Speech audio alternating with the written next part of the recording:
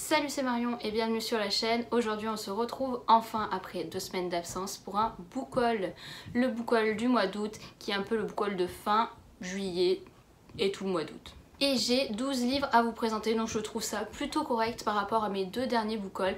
J'ai un peu diminué mes achats et j'espère ne pas trop acheter prochainement parce que je veux vraiment lire les livres que j'ai achetés courant du mois d'août. Puis il y a tellement de livres dans ma palle qui me font envie que je vais limiter vraiment mes achats le plus possible. On va commencer avec un livre que j'ai acheté en VO. Il s'agit de la suite de The Traitor Kiss qui est la The Traitor's Rune de Erin Beatty aux éditions Imprint. Vous voyez, la couverture est toujours aussi belle pour ce deuxième tome. Le premier tome qui est juste ici.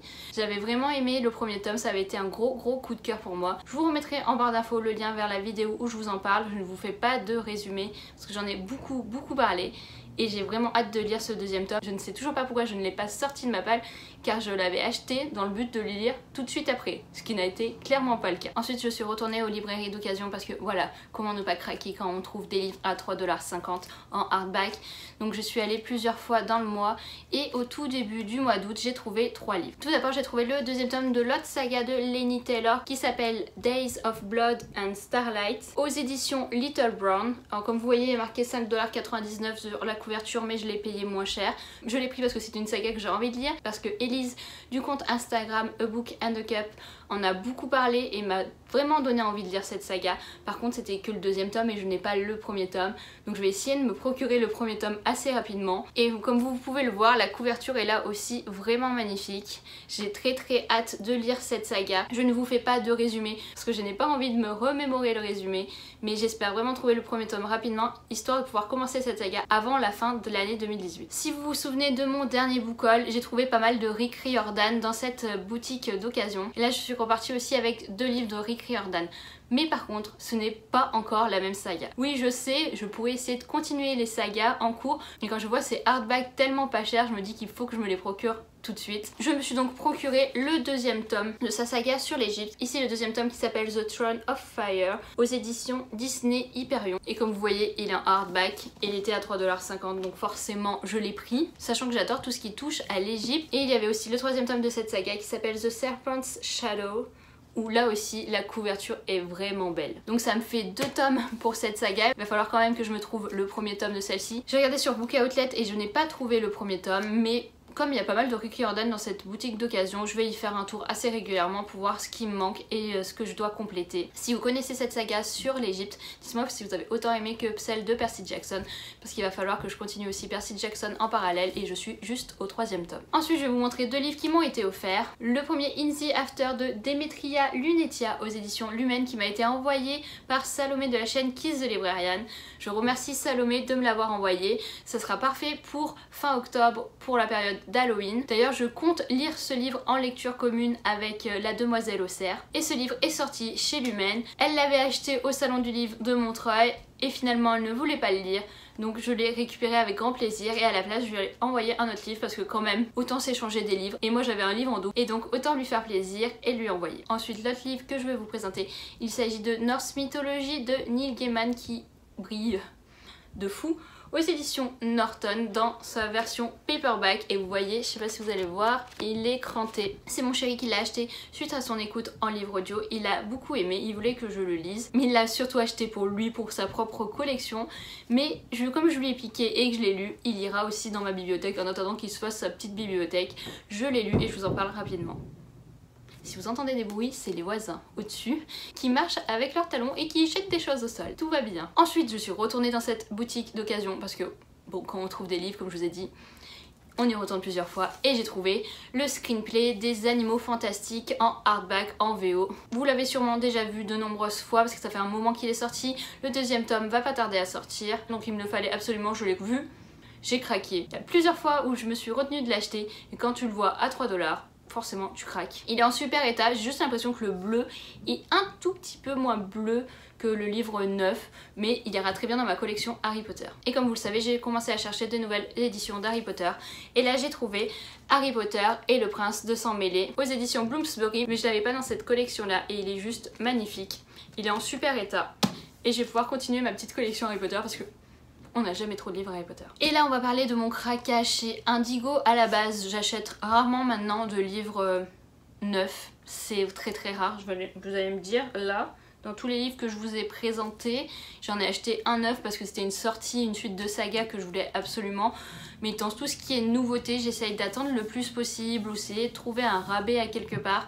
Mais j'essaye de vraiment pas les acheter neufs parce qu'ils coûtent super cher. Même si en VO ils sont moins chers qu'en français, j'essaye de limiter quand même mes achats pour pouvoir profiter, faire des sorties. Je suis quand même dans un autre pays, donc j'ai pas envie que tout mon argent passe dans les livres. Indigo a fait une offre. Si on achetait un livre Young Adult, on avait le deuxième à moins 50%.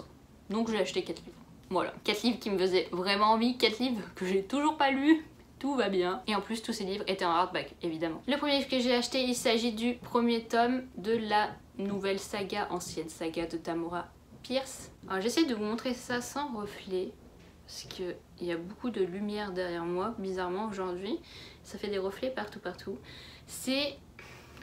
comment dire, il y a une première saga, une première même trilogie, et ça c'est un peu ce qui s'est passé avant, mais je crois que ça va être une duologie, et ça c'est plutôt du jeunesse, du young adult. On m'a dit que ça ressemblait quand même un peu à Harry Potter, ça se passe dans une école de magie, et c'est ce qui m'a plutôt attiré. J'ai envie de commencer par le côté jeunesse d'abord, pour après suivre les personnages plus vieux, et je sais que j'aurai encore plusieurs tomes à lire par la suite si j'aime cette saga. Ensuite, évidemment, je ne pouvais pas attendre sa sortie en français, mais vu le rythme que je prends au niveau de mes lectures, ça se trouve le livre sera sorti en français que je n'aurai toujours pas lu. Il s'agit du troisième tome de Sabataïr, Une braise sous la cendre, et là il s'agit de A Reaper at the Gates, avec cette couverture, j'ai pas envie de dire moche hein, mais je préférais les autres couvertures. Je n'ai aucun livre en VO dans la même collection, c'est absolument horrible, donc je me suis dit allez, autant acheter le troisième tome parce que de toute façon les deux premiers tu les as pas dans la même collection, donc le troisième ça sera pareil. Je croyais que le troisième tome était le dernier de la saga, mais en fait non, il y en aura un quatrième. Les couvertures de Pocket Jeunesse, j'espère qu'elles resteront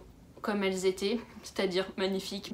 Là je les trouve pas spécialement belles, mais j'avais envie de lire ce troisième tome, et comme il était à moins 50%, je l'ai pris. Et ensuite, le craquage du pourquoi à la base j'ai commandé sur Indigo pour avoir Catwoman de Sarah J. Maas. Voilà, je n'ai toujours pas lu Wonder Woman que j'ai en français. J'avais pas envie d'attendre la parution en français. J'essaye d'avoir tous les Sarah J. Maas en hardback en VO, donc ça continuera ma collection de cet auteur. On m'en a dit beaucoup de bien et j'espère le lire assez rapidement. Et là, j'allais dire le Graal. Je pensais vraiment acheter le Graal. C'est toujours, je dis pas que je regrette mon achat, mais j'avais pas vu l'exemplaire, j'avais pas eu l'exemplaire en main propre, et je pense que je me serais acheté la version non exclusive si j'avais vu à quoi ça m'amenait. Je me suis acheté Tower of Dawn qui est le 4, 5, 6e tome il me semble. Attends, je sais plus à combien j'en suis. Parce que moi j'ai lu le 4, le 5 j'ai pas lu. Donc oui, il me semble que c'est le 6e tome de la saga Throne of Glass. Ce tome là est sur un personnage en particulier qu'on ne voit pas apparemment dans le 5e tome si j'ai bien tout suivi, ce qui me semble logique après avoir lu le 4e tome d'ailleurs, mais on ne peut pas passer au dernier tome de la saga sans avoir lu celui-là. Et j'ai quand même déjà 2 tomes de retard et le dernier sort début octobre, donc il va falloir que je m'y mette sévère pour finir cette saga, parce que j'ai vraiment cette saga, même si le 4e tome m'a beaucoup énervé. C'est pas que j'ai pas aimé l'histoire, c'est que les personnages m'ont blasé clairement. Et pourquoi l'avoir acheté chez Indigo? Parce que chez Indigo, normalement, il y a une exclusivité qu'il n'y a pas dans les autres livres. L'exclusivité, c'était d'avoir un fan art poster from a Throne of Glass series. Sauf que le fan art, je pensais qu'il était comme dans A Court of Mist and Fury, c'est-à-dire à l'intérieur du livre. Et là, c'est clairement pas le cas, parce que le fan art, en fait, il est là-dessus. Il est sur la feuille. Je vais vous le montrer. Enfin, sur la feuille, sur la pochette. Voilà. Oh là là là, il y a des reflets de partout. J'espère que vous allez voir, on va le mettre comme ça hein, pour éviter tous les reflets. Voilà, le fan art. Alors je dis pas que c'est moche, hein, parce que j'adore les personnages et j'aime beaucoup voir cette représentation. Mais je pensais vraiment qu'ils allaient être à ce niveau-là et à ce niveau-là, comme dans A Court of Mist and Fury. Mais celui-ci est sorti avant A Court of Mist and Fury, donc peut-être entre temps, ils ont réfléchi, ils se sont dit c'était mieux de les mettre dans les livres au lieu de les mettre sur la pochette. Au final, quand même, ça a été des livres pas chers. Je suis bien contente. Même si celui-ci est un petit peu abîmé dans les coins, c'est pas grave. Voilà, mon book haul est terminé, j'espère qu'il vous aura plu. Si vous avez lu un de ces romans, n'hésitez pas à m'en parler en commentaire. Et nous on se retrouve prochainement pour une nouvelle vidéo et j'espère vous faire un update lecture. Normalement c'est prévu, la semaine prochaine ça sera un update lecture. Il y a aussi un vlog qui va arriver sur mon week-end de 3 jours à Boston. Sinon j'espère que vous allez bien et que vous passez d'agréables lectures. Salut!